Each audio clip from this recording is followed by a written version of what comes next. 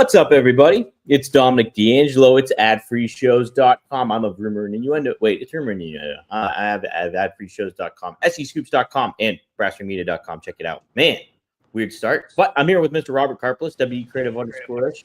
Robert, TGIF, my dude. I'm having weird technical issues. Hopefully you can hear me okay. Oh, I can hear you crystal clear. You sound great, actually.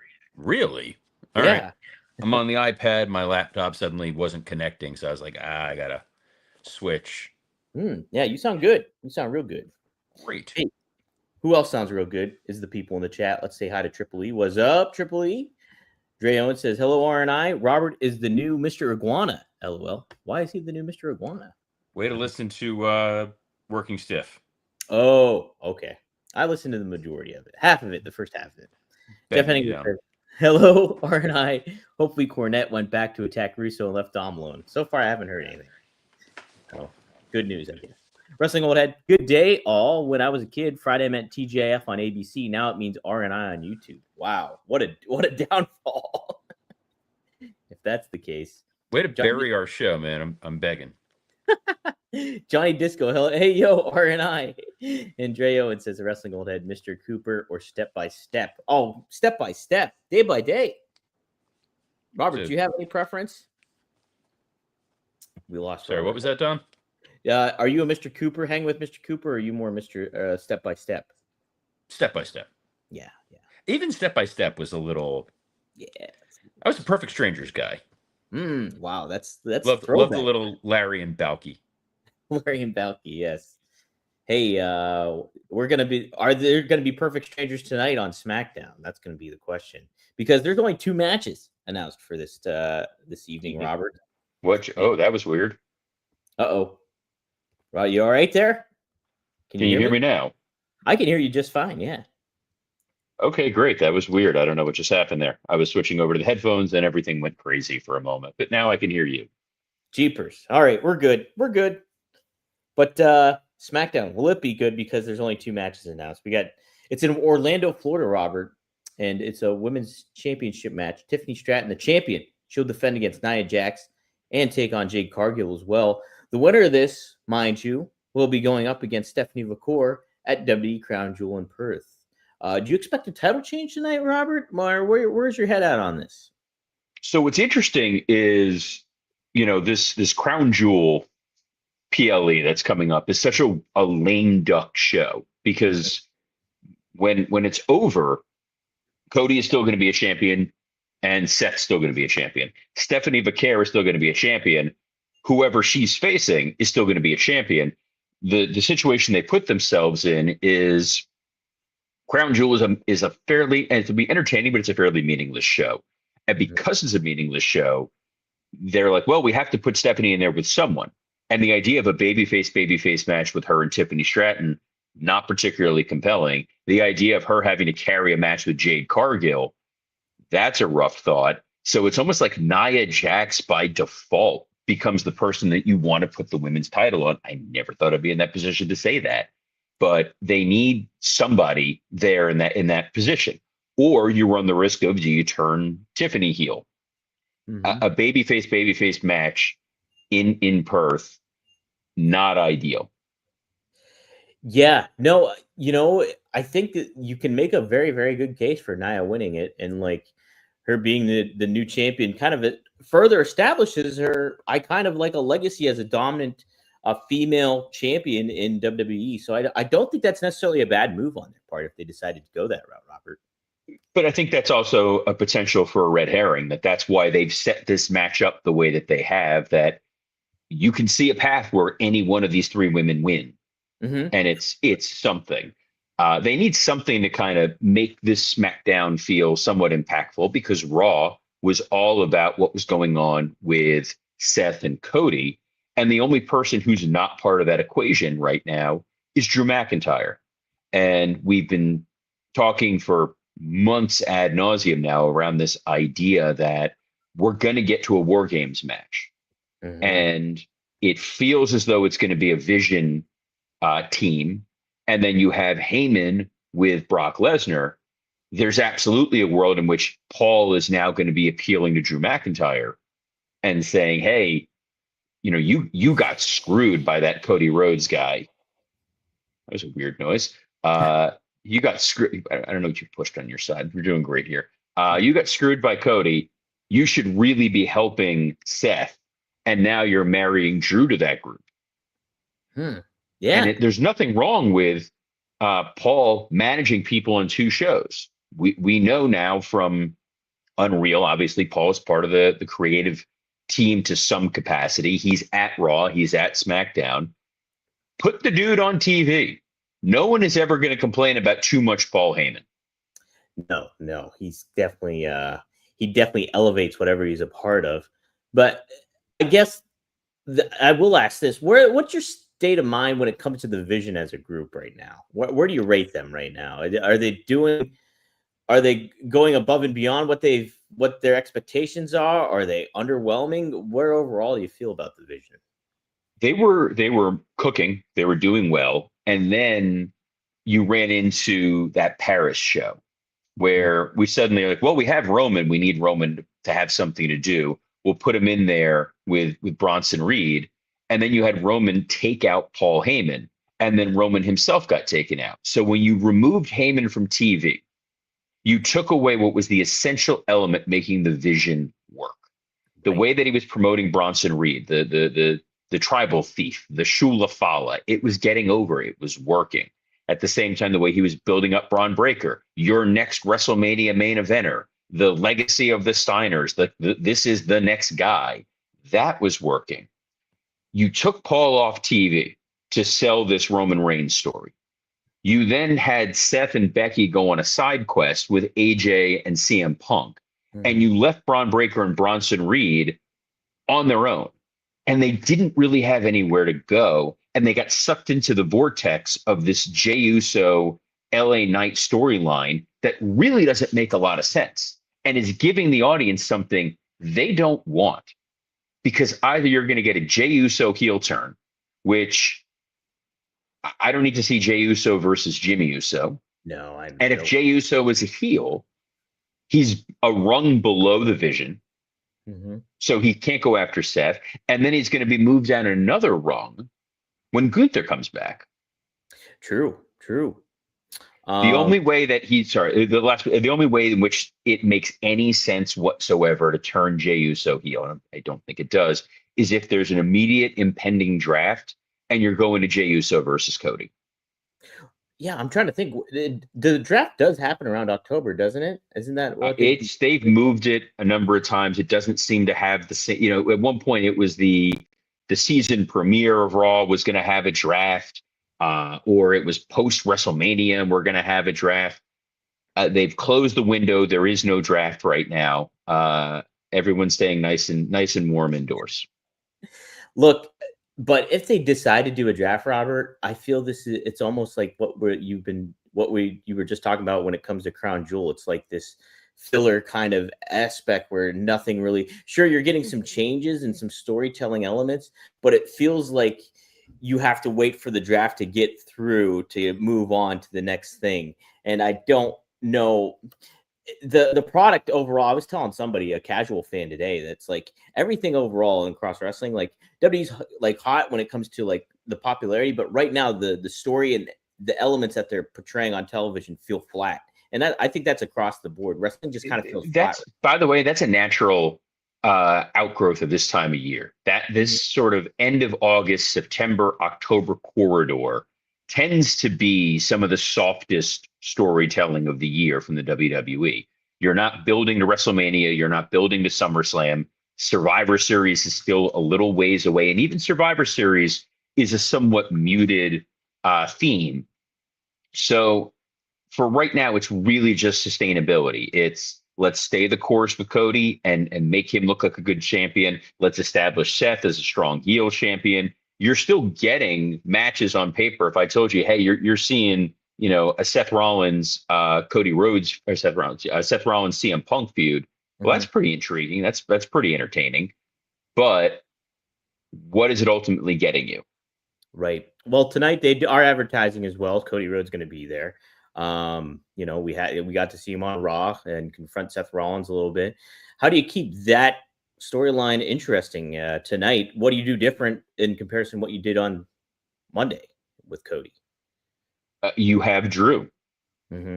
Drew is sort of the odd man out, and there's also, the Randy Orton of it all. That there was talk that WrestlePalooza changed its booking, that they switched the finish of the Brock Lesnar match, that Brock was supposed to lose, and then he wound up going over, and that the finish of the main event was going to be Randy Orton coming out trying to help Cody, accidentally costing him the title, and then all of a sudden Drew's champion.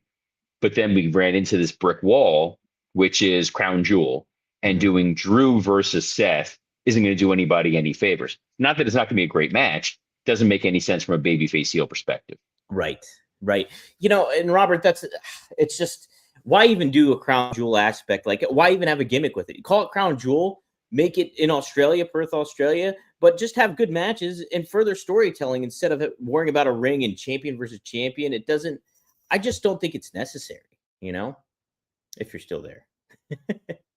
Oh, hold on. Boom. You good now? I'm good now.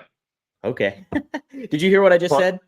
No. Part of why I'm hiding in here. So the cleaning lady is here, and the vacuum gets loud and everything. So I think she just unplugged the Wi-Fi for a second, but I'm back. Oh, no worries. Okay, so what I said was it kind of reiterating Crown Jewel just being unnecessary in regards to gimmicks, having the gimmick of the rings and champion versus champion. I just think it takes away so much of what you're trying to do and build towards, even something like Survivor Series, to make this kind of sit-down season feel a little bit more important. Like, you could have Drew take over the title if you wanted to, and I think that would be compelling. But now you're worrying about Cody versus Seth. I don't know. It seems unnecessary to have this Crown Jewel gimmick with it all. Have it in Perth, make it feel like a big deal, but further storylines and stuff like that. It's because they moved this away from Saudi, where it was totally useless. Yeah. The idea was, hey, we're just giving you a fun show for the Saudi Arabia crowd, and we're going to make it seem like you're winning this important ring that nobody sees, or this comically large belt that nobody sees. And then when they moved it to Australia, they're like, well, we'll just keep the Crown Jewel gimmick. They tried over the years to do Raw versus SmackDown stuff. We did, when I was there, a Survivor Series match, Raw versus SmackDown. There was a whole pay-per-view where they fought over that trophy, bragging rights. Yes. Mm-hmm. Audiences don't care because they know it's not real competition. It's what Vince always wanted to create. They've done it where we have different announce teams, we have different creative teams. We're really making them compete with each other. It doesn't resonate with the audience. It still doesn't resonate. It's a fun match, but when it's fun and inconsequential, it's AEW. Yeah, definitely that. So, hey, what else we have on tap too is Sami Zayn's going to do an open challenge. Do you like how they're positioning Sami as this United States champion, doing the John Cena open challenge thing, and where can they go with this a little bit more? I think it's a great opportunity to put on some fun matches, give some people a chance for spotlights. I'm excited to see him versus Lee Moriarty. I think it's going to be. I mean, the John Cena U.S. Open Title Challenge. I don't know. It was close to what the real name of it was. The U.S. Title Open Challenge was great because it gave John a chance to show that he can work in a different way. That was very much him trying to show, I'm not the 5 moves of doom John Cena. I can do a little bit more, put me in with different people where you don't need a storyline. And it was also a way to introduce folks to different talent. I mean, in a lot of ways, it's what made Kevin Owens. Yeah.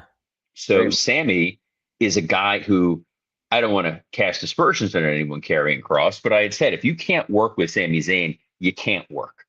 And if Sammy can get certain guys over, you put him in there with a Ray Phoenix, you put him in there with a Carmelo Hayes, and let him just have these great banger matches, I'm all for it. Yeah. No, I think it's a fun thing to do. Harkens back to Cena's farewell tour at the same time. I think you're hitting the right points with that. Wrestling Old Head mentions, I'd like to see Montez Ford answer the open challenge. Yes.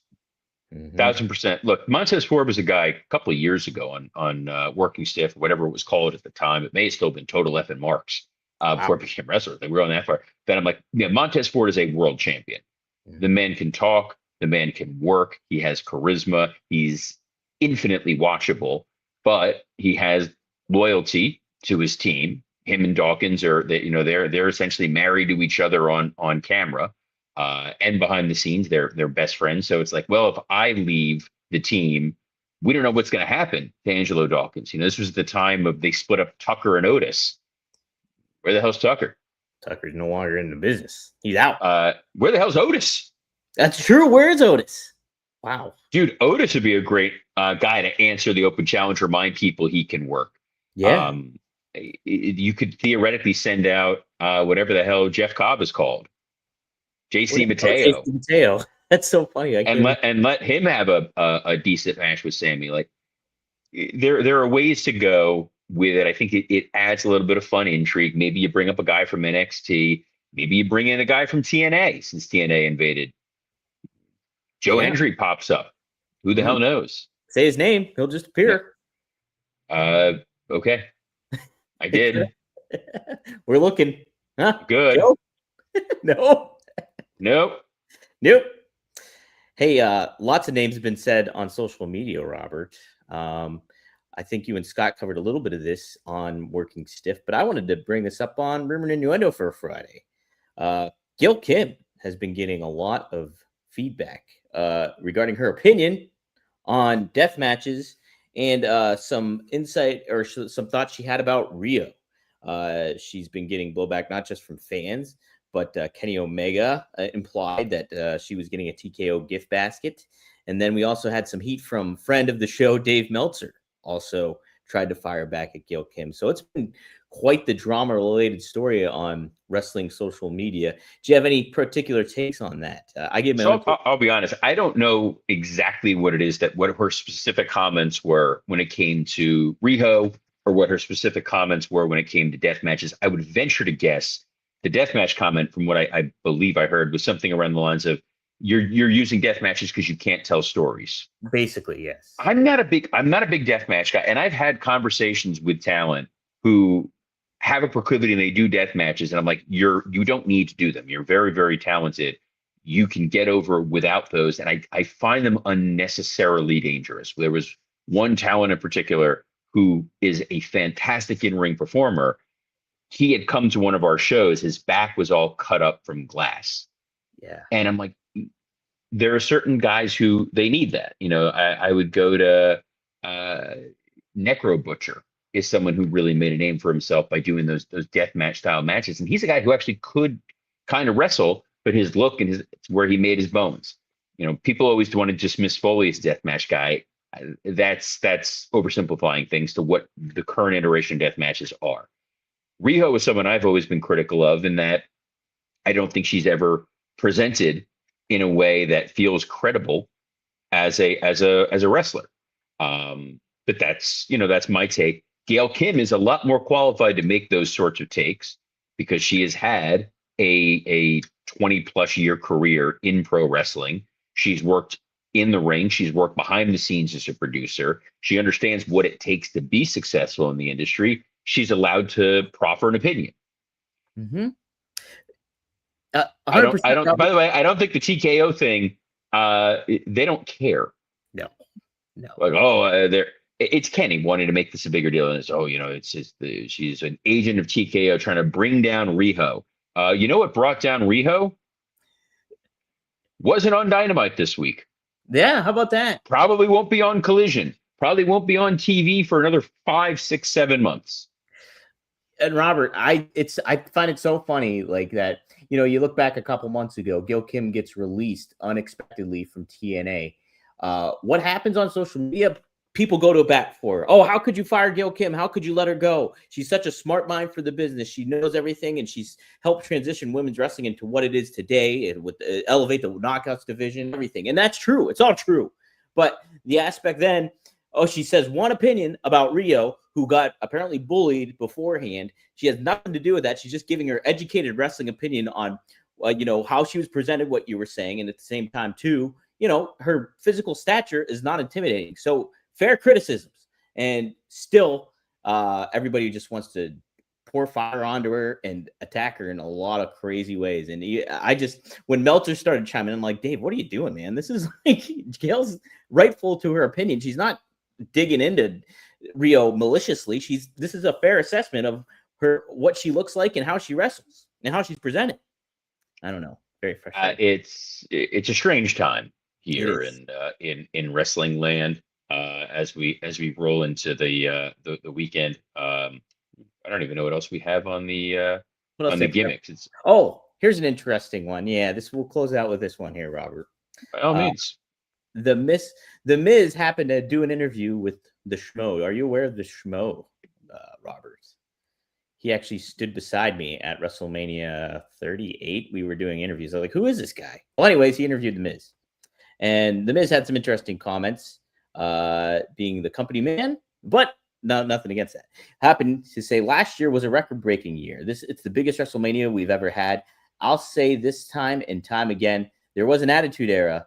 This is bigger than the Attitude Era. The storylines are bigger than they've ever been. The stars, our roster is deeper than it's ever been. Whether you're cheering someone or booing someone, WWE always finds a way to do better the next year as best you could possibly do, which I think we did amazingly last year here at Allegiant Stadium. It's going to be nothing compared to what happens at WrestleMania 42 at Allegiant Stadium. So what's your takeaway from those comments? Is Miz accurate in the fact that current 2025 WWE is bigger than the Attitude Era? It is bigger than the Attitude Era. Mm-hmm. It's a different media landscape. I think that's the biggest piece of it. The Attitude Era was big in the sense that wrestling before that for a very long time was sort of marginalized. You didn't hear about it. You didn't see it. It wasn't covered by the mainstream. And then it was things that are going to sound like I'm like grandpa sitting on the porch, where kids, they were on the cover of TV Guide. They talked about wrestling on the Today Show. They published books about wrestlers that you could buy at Barnes and Nobles and Borders. Like, it's that kind of stuff. So at the time, the Attitude Era was revolutionary storyline wise. We all love the Attitude Era. That's cements a lot of people's fandoms. When I was at WWE and we built the Monday Night Wars TV show, and we literally showed that week's episode of Raw and that week's episode of Nitro, and you realize how fly by the seat of their pants they were booking the Attitude Era and how not good some of it was. That it was, there were moments that were absolutely fantastic. The totality of the 2 hours of Raw, you had a lot of stuff there that was to put it mildly, to be desired. Yeah. There was a lot of nonsense that was not great, but it was an era that was white hot and people were watching it and they loved it. Now there are more thoughtful stories that are being told. There's people actually sitting and saying, all right, this is what's going to happen here. What's going to happen 1 month, 3 months, 5 months, 6 months, 1 year out. That was not happening back then. It was literally just, how are we going to survive till the next week? Mm-hmm. So to that point, Miz is not off. The stadium shift. They didn't start doing stadiums until in earnest until 23. Yeah. That was when they started, like, every WrestleMania going forward is going to be in a stadium. I know 17 obviously was in a stadium, 18 was in a stadium, 19 was at a baseball stadium, and then 20 was at the Garden, 21 was at Staples Center, and 22 was in Chicago. Wow. Good memory. I lived and breathed it during some of those. Literally lived and breathed Chicago, and then we were in Detroit for big time. Ooh. If I never hear that Peter Gabriel song again, it'll be too soon. Dude, that thing took over. If you called internally in WWE, you got put on hold. That was the call. That was the call music. Oh, that would drive me nuts. It was everywhere, all day, every day. It's like 40-year-old version. It's like the 40-year-old version with Yamo B there and Michael McDonald in the. It was. That's kind of what I felt like. I needed a sledgehammer to go after Peter Gabriel. But no, I'm with you. I think this navigated that very well in saying what he did, because what he said was not wrong. I think, and he mentioned the depth of the roster, and that's very true too. Now, does a particular star have as much star power as a Stone Cold or The Rock? I would say no. They shouldn't, though. Yeah, that's by the way, that was always by design with Vince. Once he learned that if a wrestler is bigger than the company, they can hold you hostage. You know, Bruno did it, Hogan did it, Austin did it, Rock did it. And then after all that, it was like, yeah, we're not doing this anymore. So when it started with John Cena and it started with Batista, it was WWE, and then here are the stars. Doesn't that make the product feel less of a bigger deal, though, when you don't have a massive star? I understand what you're saying, but I think that just makes it feel not as big in general. Well, they give you a flagship person, the face of the company, and they've tried. I mean, there are years where they struggled trying to make Roman Reigns the face of the company, and it really wasn't working. Yeah. But it allows you to have multiple people who can fit that spot. And if one of those guys goes down for whatever reason, they get injured, there's a contract dispute, there's an off the field issue with that person, you're not stranded. You know, we all remember Austin breaking his neck, and all of a sudden you're like, oh no, Yeah. what are they going to do as a company? And then it's like, well, we just got to on TV hit him with a car. And you're kind of seeing with AEW where a number of their stars are now off TV, and it's like, well, what are we going to do? You always have to be refilling the hopper. You always have to be creating new stars and have somebody who's, you know, teed up and ready to go. Nobody expected Jey Uso to be getting a WrestleMania slot. Whether it was as successful as they hoped it would be, up for debate. But hey, we took a shot with him. But even if it wasn't Jey Uso, it was, hey, we still got Roman and Seth and Punk main eventing night 1. You got Cody Rhodes main eventing night 2. Rhea Ripley became as big a star as anybody else. It when you're beholden to one person, you don't have that kind of vision. And I think Hunter understands that, because Hunter was very much not going to be the singular force in the WWE when he was a wrestler. Yeah, it's that was a wild time too in those early 2000s when a lot of the Attitude Era big time stars, kind of, not to make that reference again, came left, and you were trying to fill some gaps in there. Lou adds this, Robert. Yeah, big time was it was 22 in Chicago. At the horizon. So there we go. Okay. Yeah, no, 23 was John driving the car. Okay. 22 was Punk as one of the gangsters. not Mufasa and Mustafa. My God, I knew I was in my mind. I'm like, don't say Mufasa, don't say it. And I said Mufasa. I knew what you meant. This is why this works. This is why this works every Monday through Friday at noon Eastern on a plethora of platforms, including the WW_ISH X account, the @ Dominic D'Angelo X account, the @ SE Scoops X account, and on YouTube on Rumor and Innuendo and ad-free shows. On behalf of the man who, for whatever reason, is decked out in all Pittsburgh sporting stuff, even though he wouldn't leave his house because of rain to go into Pittsburgh to go see AEW Dynamite, Dominic D'Angelo, I'm Robert Karpolis. Best of luck in your future endeavors. The Thunder scares me, but the Penguins